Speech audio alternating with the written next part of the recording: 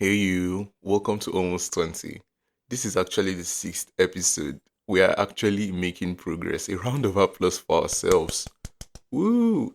Anyway, we've had five episodes so far in Almost 20. In the first episode, I introduced myself, I introduced the podcast, and what you'll be expecting from the podcast.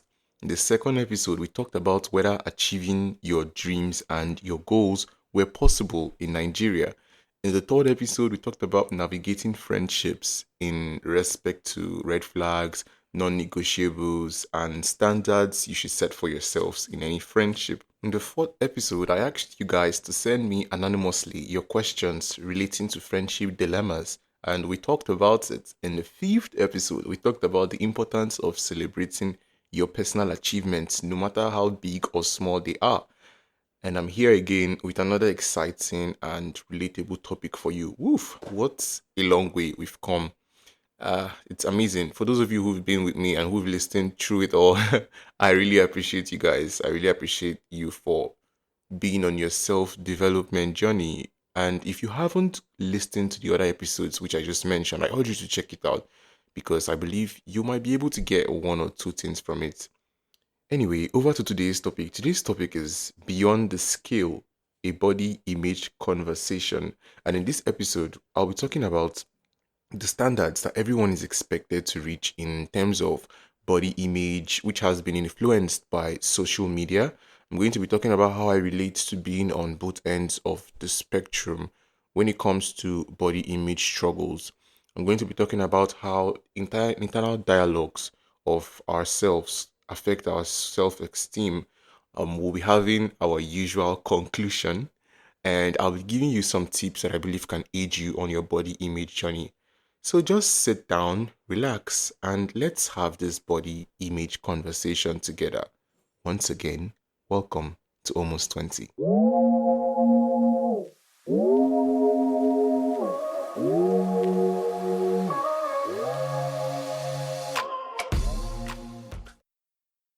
Now let's talk about how social media has created these standards that everybody is expected to reach in terms of body image. I think social media is one of the worst enemies of somebody who's struggling with body image issues.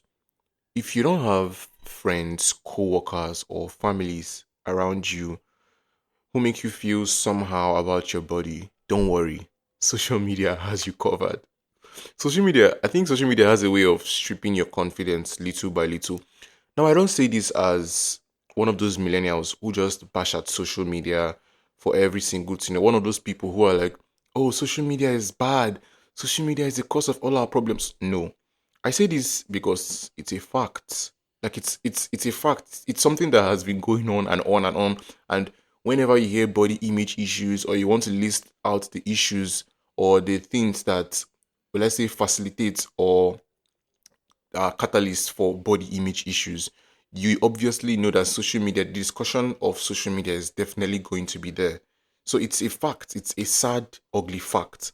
And I feel like in this era of so much going on the internet, where there's this situation whereby everyone feels like they need to keep up with what's happening and they need to be informed about the trends, body image issues, they seem to be increasing in this era now more than ever. You have people comparing themselves to people who they haven't and will never meet in their life. And the funny thing is that the people you are comparing yourself with, right? The people you are trying to match their aesthetic, these people have so much going on in their lives that they do not show you. I don't know if you've heard this saying whereby it's like people only celebrate their wins or they don't show tears. I don't know how that saying goes, but I know that the saying has something to it generally interprets, or it's in conclusion of that saying, what it's saying is that people only show their achievements, their wins, their smiles on social media. You don't see anybody crying about you. Barely, you might see, but it's not social media's thing, or it's not the style to just come online, maybe on Facebook or on Twitter, and you start crying about how tough, how hard life is. You show your messy house, you show your poor grades, you show how horrible life has been to you. People don't show that, okay? Now, I'm not saying that people are supposed to show that. on social media. Being a I'm not being a pioneer for people who are supposed to show those sides of them there. No, I'm just trying to say that it's a reality that has been going on for a while now, and you would hear conversations about it. But I don't think people who have these body image issues, it gets into their head that most of what they are seeing online is fake. Okay? And I'm a victim of this. I'm kind of a victim of this, especially with a particular social media app, Instagram. You see that Instagram app, don't even get me started there. I feel like Instagram is one of the worst apps for somebody who's working on their self development and they don't have a business, they don't have anything that they are offering on that Instagram app, and they just stay there to consume content. I feel like Instagram and the Instagram algorithm has a way of messing with your head. And I say this from experience. Okay, so I say this from a place of I've been there because prior to starting this podcast, before almost 20 came into my mind, and before I started using Instagram and offering value to that app, I was always consuming everything. And boy, was my algorithm wicked. This is coming from a guy who was, working on himself, working on his body, working on his confidence, working on his self perception, working on a lot of things, trying to, embrace my reality and fix what I can and accept what I can change, right?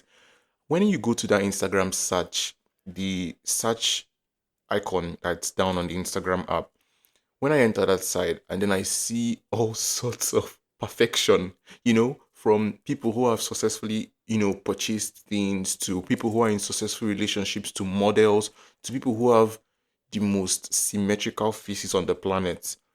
I don't know how, prior to, any of this self development thing happening, prior to even me being a teenager, I would say when I was younger, I believed that it was just a funny thing. Like it was a myth, even that people would actually see perfection and be sad about their own lives because I was living in my tiny little child bubble. And I was surprised that there are actually people who would see other people's perfect life and start to feel sad about their own lives or start to, copy or compare their lives. Fast forward to me now on that Instagram app, I was doing I wouldn't say it was consciously 90% of the time, but I noticed that I would leave that Instagram app after I've gone through so many people's profile. It's like doom scrolling. You go from this person's profile to the other side, you switch from here, and before you know, time has gone, and you just leave the app feeling worse than you came, you know? And I had to do a lot of reevaluation, along the lines. No, it wasn't something that I pinpoint, selected and was like, okay, I'm going to stop going to Instagram. I still do, by the way. But alongside when I was working on my self development journey, I kind of removed or at least reduced the way I consume people's content. And I would say that right now I have this belief at the back of my mind that just reminds me, even if I were to come across such content, the ones that I mentioned that were making me feel so sad and or making me feel, I was comparing my life to this kind of people. I have this belief at the back of my mind that just let me know that 90% of what you see on social media is fake. It's not a generic statement. It's not something that, people who are sad use it to comfort themselves. It's the truth, okay? People only show you their wins, whether it was gotten legitimate, I'm sorry, whether it was gotten legitimately, yeah, legitimately, or whether it was gotten illegit. You know what? You guys understand that word. Whether it was gotten through a good way or not, people will show their wins there. People will use the best cameras and show their wins. They will show you HD pictures. They'll show you their happy life, their happy marriages, their happy relationships, their good grades, their everything. They won't show you the bad side of what's happening in their life. So I just go through all of this and I'm like, oh well, actually think this is good. I'm not hating on them. I'm being angry for them showing their wins. Okay. I know I'm working on myself. And if I want to achieve this, I can achieve this also. Okay. It's having this abundance mindset, So that's it. Social media can provide good if you use it for good purposes and if you have a will I call it a safeguarded mindset, and you're grounded on or in reality, and you understand that majority of what you're seeing online is fake, majority of what you're seeing online is not the entire story. People just cut a particular fraction of their life, a particular fraction of their story that they believe is a dream, and they believe it would, even improve their following count, or people just cut up the amazing part of their life and then they put it there, and you would see it, and your mind, you're like, wow, this person is living in a heaven. This person is living in, it's, if you just can remove that part of your mind from it, that particular mindset, and you focus on the reality of life, and you go through social media, especially through profiles of people that give you inspiration. I feel like social media will bring benefits to you, especially if you go through, or if you're following people who inspire you. I would advise that you follow creators or content creators, or follow people who are diverse. Don't just follow a particular type of people. You follow this millionaire who just became a millionaire, nobody knows how, and he just wakes up from his twin size bed and he's telling you guys, you can do this, man. I believe in you. You gotta grind. You gotta hustle. No, I'm not saying you should not follow that person, but I don't believe that if you just only follow people who are showing you a fake, or a a picture perfect version of their lives, that you would feel happy. Believe it or not, you wouldn't feel good about yourself if you're only seeing that. I would urge you to follow people who are diverse, people who show you the reality of life, people who show you their wins, people who show you how tough life is, people who encourage you and inspire you. Whoever that person might be to you, it would help you. But if you don't have a good mindset, if you are not strong enough to avoid being, brainwashed by what you see on social media, and if you only follow a particular you know, style of content creators that are perfect. They have no flaws, they have no mistake. They're living their biggest dreams every day. They're achieving goals every day. They're on top, they're on cloud nine every day. Social media is going to be horrible for you. It's going to be one of your biggest enemy. Okay. And this specifically applies to people who are struggling with body image issues. When you follow a particular content creator who has the perfect body, who goes to the gym every day, and you just look at yourself in the mirror and you're like, God damn, like, what is happening here? Why can't I? I feel like it brings about frustration. And there's only one thing I can say concerning this topic. Keep in mind that I'm also learning. I'm not speaking from a high horse. I'm not giving advice as though I have surpassed so many levels, and it's like, let me just help you guys. And no, I initially mentioned that this was a journey that we are all going through together. I feel like, in as much as social media has kind of brought about standards in body shapes. For the guys, you have to have abs, you have to be tall, you have to, be muscular, you have to have, some certain physical characteristics. And for the ladies, you have to be skinny but not too skinny. You have to have curves, but you don't need to be chubby. You have to just look like a goddess 90% of the time. And both, everybody needs to have some sort of symmetrical face. Is that there's this standard. Then if you were to post, you have to post in a place that's looking like, there's so many unspoken rules, spoken and unspoken rules. So this, what I would advise you to do, that I believe that helped me while I was working on my own journey to body acceptance, and especially when I was, working on my weight loss journey.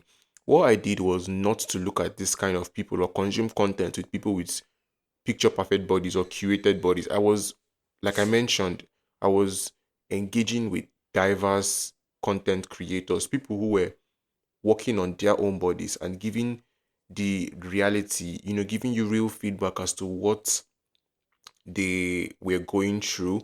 People who were real, people who didn't have the perfect bodies, but were also successful and achieving. There was this motivation. Okay, there are actually people in this same current situation that I am in, and they are making it work.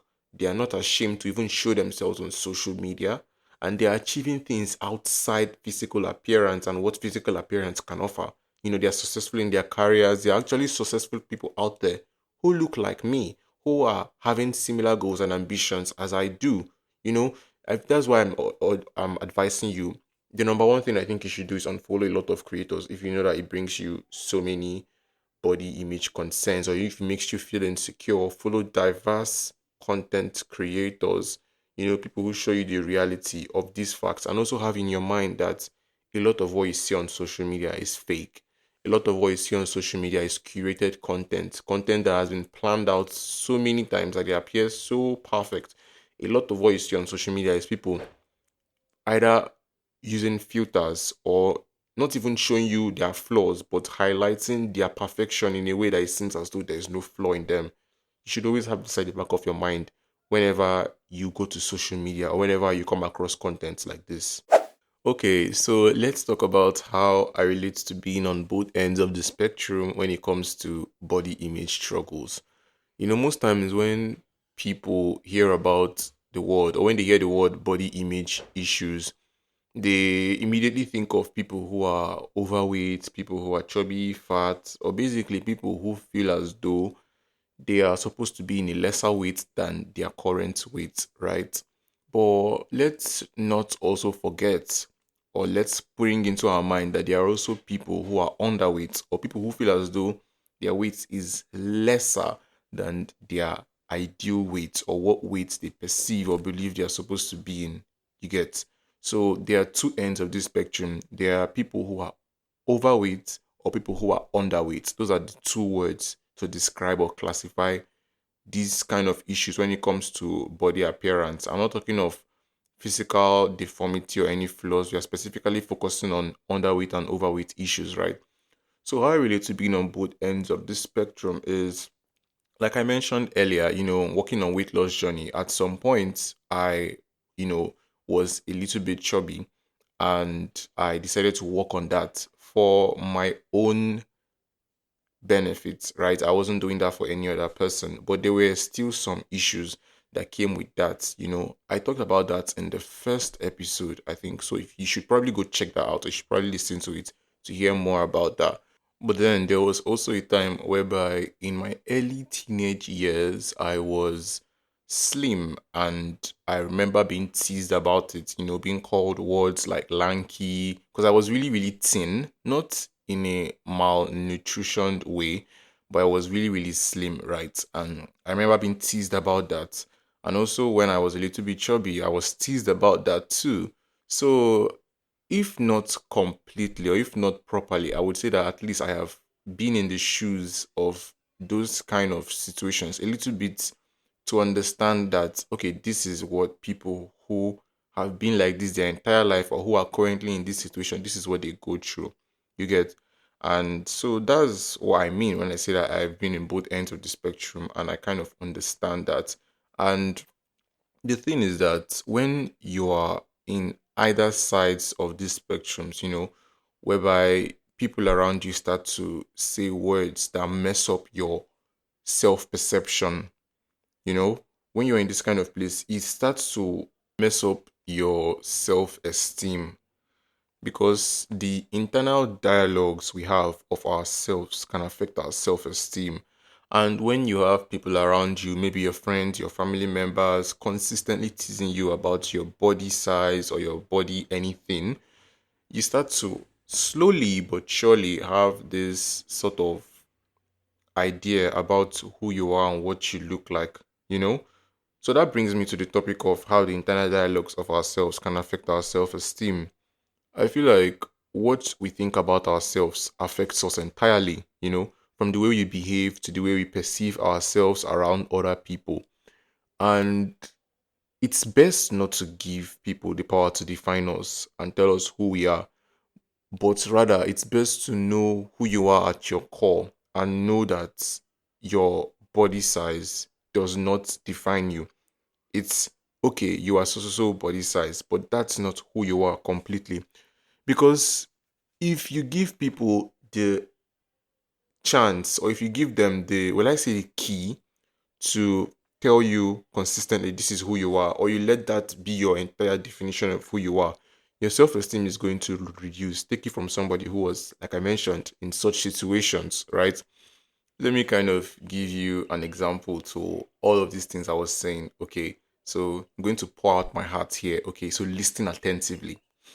Anyway, so earlier last year or some years ago, but the time frame is between 2 years. So I had always been someone who was, I would consider myself slim and fit and okay. But after some period of time, after a holiday, I got into uni, right? And then I had already become chubby, but I did not know that, and it had not even messed up my self-esteem. I was still, I would say, I would consider myself confident. So I was still confident. I was still okay. I still made friends. I was still talking. And then people around me started occasionally, whenever the talk of body size came up, whether it was on cue in a conversation or it was just randomly, I would be told that, I am chubby or I am fat or something like that. And at first I'll brush it off like you guys are playing because I already had a sense of self that I am not, chubby. And they were just playing. But then consistently, even my family members started to mention it and it started to mess with my head. Okay. It started to mess with my head, like what the hell? And they were not saying this, they were saying it matter of factly in a way that was like, that's a bad thing, guy. This is a bad thing. And it started to mess with my head. Okay. See me that was, at a certain weight. How did I live from here to here without even knowing it? And it seemed to be everything people saw about me first. You're having a conversation with someone, and that's probably the first thing they remember about you. They're like, okay, this fat guy. And I'm like, for the love of Christ, I wasn't even that, fat and everything. That's a whole different story for another day. But it kind of messed with my mind, and my confidence started to reduce, right? My everything started to reduce because I was then placing my value on my physical appearance in a way that when people would tell me about my physical appearance and they would just mention a particular adjective, it would just reduce my confidence. It would shrink further. And this continued, right? It continued for a while. And even when I decided to, lose the weight, I was still receiving comments like, you're losing your weight. Are you sick? What's happening? So, like, all of these things goes to show that people are going to talk, right? And most of the time, what people say would affect you, and you might actually have the perception of what other people say. You might place it on yourself. Okay, I don't know this example, all these things I just said now made sense. I hope it did make sense. But all I'm saying is that while I was going through all of that, it basically started with people's comments and people's opinions about me, which I made my own opinions, you see. And from that, I started spiraling. I was confused as to what's happening with me. I was, I didn't even know what to do. And even when I eventually decided to start working on that journey, at first I started working on my weight loss journey because of I wanted to look a certain way for people. But as I started, watching other content creators, you see, diverse content creators, like I mentioned earlier, I started realizing that they were talking about doing it for yourself and not for other people. That's another thing to consider. And so I started doing it for myself. And then people started commenting, are you sick? What's wrong? What's happening? Like, people would start, people always have an opinion. That's what I mean. People always have an opinion. And whether you are slim or whether you are fat or whether you are anything, people are always going to talk, right? So it's best you do anything for yourself. It's best you have a self perception of yourself that is solid and grounded. And anything you're doing to work on yourself, you're doing it for yourself so as to not be swayed by people's opinions. There's this content creator, there's this influencer. Her name is Tam Core, and I love her content so much. You should probably go check out her podcast or check her out on Instagram. It's Tam Core, Tamkaur. She spoke a lot about this kind of things, but one thing that resonated with me was what she said about how only you can have the correct idea or opinion of who you are, right? She talked about how you know yourself because you've been with yourself throughout your entire life and you alone know yourself, and other people's opinions, their perception of you is based on their own life experiences. So all of this I am saying, all of these things I have spoken about is that when you are working on yourself, try to have a balanced self perception of yourself, one that is grounded and rooted in knowing yourself. Else, you'll be swayed by people's opinions. And if you let people's opinions affect you, it would affect your self esteem. And there's no self development there if you do not know who you are or if you do not start from the inside, right? You should remember that the scale is there to guide you. I mean, the weight scale, it's there to guide you on any weight journey you are taking, for your body, and that people's opinions should not mess your own opinions up. So you should remember that neither the weight scale nor people's opinions define you, and that any body journey it is you want to undertake, be it to increase your body size or to even go on a weight loss journey or any other body journey it is you are taking, you should do it because of yourself and you should do it for yourself, not because of any other person. Now let's head over to our conclusion and tips. Like I mentioned before, I would like to give you guys some tips that I think you should try that would aid you in your body image journey.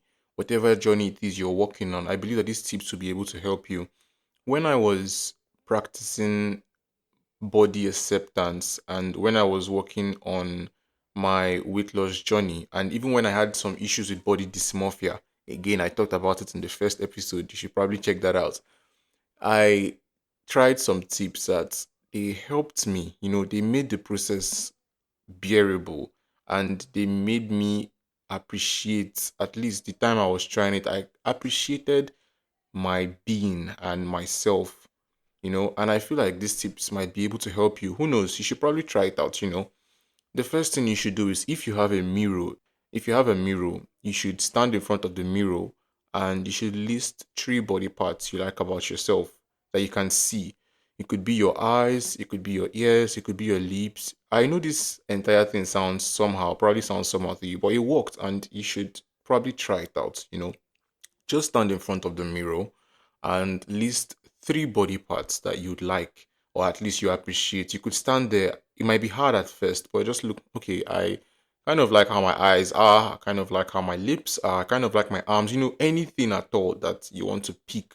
It must not be something you're deeply in love with, but something that you're like, I guess I like this part. Just three. You should set a reminder on your phone. I did this for my own. On my notes app, it has a reminder inside of it. So every morning when I wake up, I just receive a notification that will just tell me, remember to check three body parts I appreciate, and then I'll just see it and I'll stand in front of the mirror in my room and then I'll do it. So you should stand in front of the mirror, list three body parts that you appreciate and you like. You should do this daily and you would start to appreciate those body parts more. And if you were to think about anything you liked about yourself, you'll be surprised that those things will be at the forefront of your mind because you've consistently appreciated them. It must not be consistent body parts. It can change no matter, it depends on how you're feeling. Just pick any three each day. Then the second thing you can do, you could also set a reminder for yourself on this one is to list three achievements that you've made in your life throughout, no matter how big or small they are. Okay, don't talk to me about the achievement might be too small or the achievement might be too big. If you're having issues concerning appreciating your achievements, listen to the previous episode. I think I talked about celebrating personal achievements. Yeah, so you should definitely check that out.